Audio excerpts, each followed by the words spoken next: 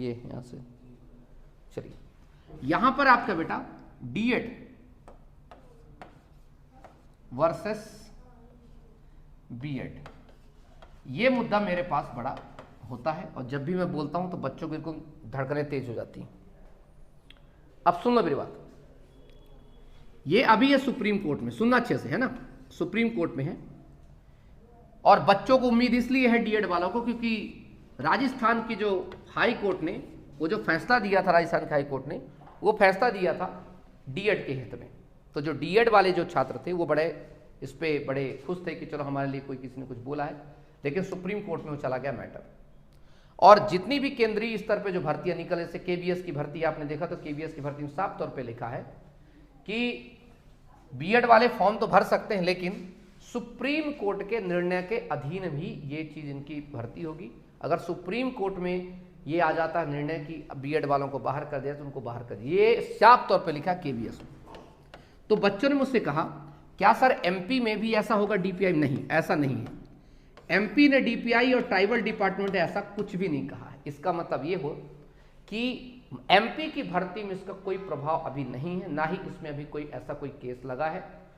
अर्थात जो बीएड के छात्र जो अभी सिलेक्शन ले रहे हैं वर्ग 3 में, ठीक है, वो लोग डरे नहीं, जब तक इस पे केस नहीं लगेगा तब तक आपको आंच नहीं आने वाली। क्यों?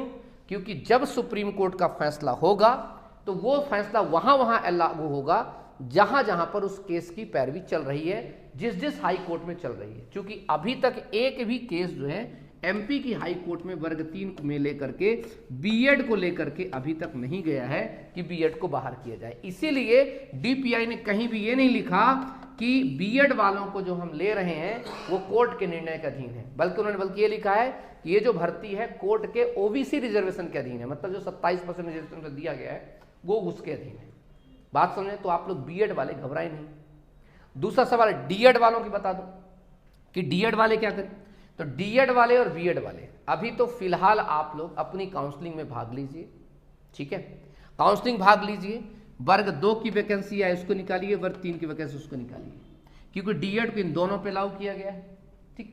और वर्ग 1 की अगर बात करें तो बीएड को इन तीनों पे लागू किया गया है। लड़ाई इस बात की है कि जब बीएड वालों को वर्ग 1 पे लागू किया गया है तो डीएड वालों को सिर्फ वर्ग 3 पे लागू किया जाए, इस पे इनको लागू ना किया जाए। एक बड़ा मुद्दा यहां पर फंस के आता है। So this is the most important concept. इस कॉन्सेप्ट को लेकर के आप लोग भौचक्के में नहीं रहना, आप कि भौचक्के में रहना, कि परेशान रहना, कुछ रहना है। ये केस जो चल रहा है सुप्रीम कोर्ट में वो उन लोगों के लागू होता है जिन वैकेंसीज पर केस लगे होते हैं। और डीएड वाले अभी मतलब इतने सक्षम नहीं है कि वो लोग जाके हाई कोर्ट में जाके केस कर दे। तो बीएड वाले तुम लोग खुश रहो, ठीक है। डीएड वालों के इतने सक्षम नहीं है, और ना ही डीएड वाले एमपी के डीएड वाले। राजस्थान के, बिहार के, यूपी के होते तो लोग तो अब तक तूफान मचा देते, लेकिन एमपी के डीएड वालों से आप लोग कुछ ज़्यादा न्यूज मत करो, इनको कुछ नहीं करने वाले, तुम बिल्कुल परेशान मत हो। बीएड वाले बिल्कुल परेशान मत हो, क्योंकि जो एमपी का डीएड का स्टूडेंट है वो बस नहीं कहते हो भगत सिंह तो पैदा हो लेकिन पड़ोस में पैदा हो, तो तुम लोग को खतरा नहीं है, तुम लोगों को टेंशन नहीं है, ना ही तो कोई चीज़ है। क्लियर हो गया? तो बीएड वाले मस्त रहो, खुश रहो, बस मुस्कुराते रहो।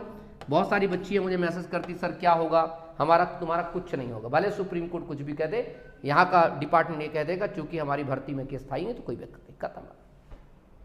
ठीक, चलो अब लास्ट में आते हैं, एक और मुद्दा है, उसके बाद फिर सेशन को समाप्त करते हैं। उस पे सेशन को समाप्त करते ये बताना चाहता हूं कि अगर वर्ग 3 में डॉक्यूमेंट। हेलो दोस्तों, मैं हूं अंकित पटेल और मैं हूं वर्तमान में जबलपुर में। तो जो भी भाई लोग, जो हम लोग हाईकोर्ट जाने वाले हैं, तो जो भी जबलपुर आ रहे हैं तो मेरे से संपर्क जरूर कर लीजिएगा। मैं भी चलूंगा, मैं भी हाईकोर्ट में 1-2 बार जा चुका हूं, तो थोड़ी बहुत मुझे पता है। और धीरेन्द्र आने वाले हैं, अतुल, और जो भी आने वाले हैं, रमेश, मेरे संपर्क कर लेना। मैं भी जबलपुर में हूं वर्तमान में। तो और यहाँ पे आप लोग टेंशन न लीजिए, रहने की व्यवस्था भी मैं कर दूंगा, कोई दिक्कत नहीं है। और मेरे पास गाड़ी है, तो गाड़ी की भी आप लोग को मैं सुविधा प्रदान करूंगा, ठीक है। और चलेंगे अपन, और वहां पे पूरा का पूरा बात क्लियर करेंगे, मैटर समझेंगे। और सभी लोग से अनुरोध है कि प्लीज क्योंकि देखिए फ्री में कुछ नहीं होना है, आप लोग के भविष्य का सवाल है, नौकरी मिलना है, नॉर्मल सी बात नहीं है। इसलिए जितना हो सके आप लोग पैसे कलेक्ट कीजिए, क्योंकि हम लोग जाएंगे भी हाई कोर्ट तो बिना पैसे का कुछ नहीं होना, इसलिए पैसे बिल्कुल कलेक्ट कीजिए सभी लोग। नीलेश द्विवेदी जो नाम से आप लोग को QR कोड मिला होगा उसमें सेंड कीजिए पैसे, ताकि आगे कुछ हो सके, ठीक है। बाकी हम लोग लड़ रहे हैं, टेंशन न लीजिए, आप लोग सहयोग कीजिए, हम लोग बिल्कुल आगे हैं। और हमारे कुछ भाई लोग जो रीवा से चल के आ रहे हैं इतनी ठंडी में, उनकी बात सोचिए, आप लोग अकेले हो ऐसा कुछ मत सोचिए, आप लोग के साथ सभी लोग हैं। और हम तो खुद जबलपुर में रह रहे हैं, तो जबलपुर में जितना सहयोग होगा हम बिल्कुल तैयार हैं। कल मिलेंगे हम लोग, हाईकोर्ट चलेंगे, रमेश भाई, अतुल और जो भी आ रहे हैं सभी से, ठीक है। हेलो भैया, नमस्कार। आप सब लोग हमको तो जानते ही होंगे, भोपाल आंदोलन में मैंने बढ़ चढ़कर हिस्सा लिया था और मैं डीएड वालों के पक्ष में हूं। मेरी तरफ से जितना भी पैसा लगेगा 2000-3000 रुपए का मैं सहयोग अपनी ओर से करूंगा। सब लोग नीलेश कुमार द्विवेदी के खाते में अधिक से अधिक पैसे इकट्ठे करिए। यदि बीएड को बाहर करना है, जो सुप्रीम कोर्ट में केस चल रहा है ना, उसका नतीजा आने के बाद ही मध्य प्रदेश सरकार भी बीएड वालों की भर्ती करे। यदि सुप्रीम कोर्ट बीएड को बाहर करता है तो उसका लाभ स्टे लगने के बाद ही मध्य प्रदेश के अभ्यर्थियों को मिलेगा। ऐसी बात रामेश्वर ठाकुर जी से और दिनेश चौहान जी से हुई है। हम सभी लोग स्टे लेने के लिए जबलपुर जा रहे हैं और स्टे लेने के लिए पैसे की जरूरत है। वहां हमारा एक भाई जबलपुर में है ना, लोगों को रुकने के लिए कोई आवश्यकता नहीं, आपके पैसे की फिजूल खर्च नहीं होगी, ये हमारी गारंटी है। मैं अपनी तरफ से 3000 रुपए देने का वादा करता हूं और यही कोशिश करता हूं कि सब लोग मिलजुल के करो। जो 30 से 40 हजार रुपए इकट्ठे होंगे उससे केस लड़ा जा सकता है। धन्यवाद।